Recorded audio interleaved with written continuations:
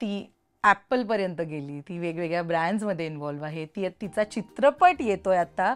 खरं तर ना ऑब्व्हियसली तू स्वतः इतकी मोठी अभिनेत्री आहेस आणि अभिनेत्री आणि आई या दोघींसाठी कौतुकास्पद गोष्ट आहे की आपली मुलगी इतका छान प्रवास करते. सुरुवातीलाच मला ऐकायला आवडेल तुझ्या नजरेमध्ये सईची जर्नी कशी आहे सांगते. आणि सगळ्यात महत्त्वाचं म्हणजे यू आर व्हेरी काइंड की तुम्हाला मोठी अभिनेत्री वगैरे म्हणतेस.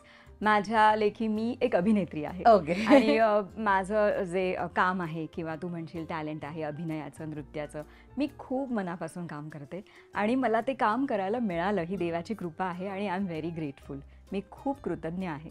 त्यामुळे मी एक अभिनेत्री फक्त स्वतःला समजते, म्हणजे तेही प्रेक्षकांनी मला कौतुक केलंय म्हणून.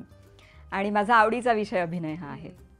आणि बाळाचे पाय पाळण्यात दिसतात असं आपण म्हणतो ना, तसं सई 3 वर्षाची होती आणि तिची आजी म्हणजे माझ्या सासूबाई तिला नेहमी गणपती स्तोत्र तिच्यासमोर म्हणायच्या आणि लहानपणापासून म्हणजे म्हणायच्या. आणि तेव्हा ती ऐकायची नुसती अशी आणि तोपर्यंत आम्हाला माहीत नव्हतं.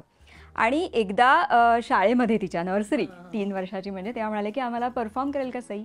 मी म्हटलं 3 वर्षाची मुलगी आता म्हणजे काय डान्स आहे का काय. त्यामुळे तिला जे हवं ते.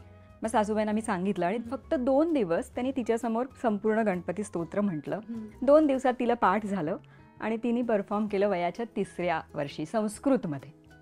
आणि तेव्हा मला असं वाटलं एकतर एकपाठी आहे, पुन्हा इतकं व्यवस्थित उच्चार आहेत, ऍक्सेंट्स तेव्हा सुद्धा ते तर नाही खूप कठीण. संस्कृत 3 वर्षाच्या मुलीसाठी खूपच कठीण भाषा असेल. खूप स्पष्ट म्हणजे लहान होती ती डेफिनेटली.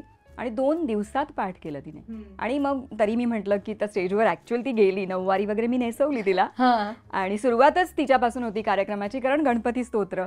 आणि इतकं छान मुखोद्गत म्हटलं तिने, म्हणजे सासूबाईंच्या पण डोळ्यात पाणी आलं तेव्हाच तिने आमची मनं जिंकून घेतली आहेत वयाच्या 3ऱ्या वर्षी. आणि मला असं वाटतं खरंच ही गणपती कृपा आहे, देवाची कृपा आहे. आणि एक चांगलं आहे म्हणजे भाग्याची गोष्ट असते ना की आपल्या घरातून सुद्धा आपल्याला प्रोत्साहन मिळणं. जसं मला माझ्या आईवडिलांनी प्रोत्साहन दिलं तसं आमच्या घरून पण म्हणजे तिचे आई वडील आजी आजोबा सगळ्यांचं तिला मिळालं.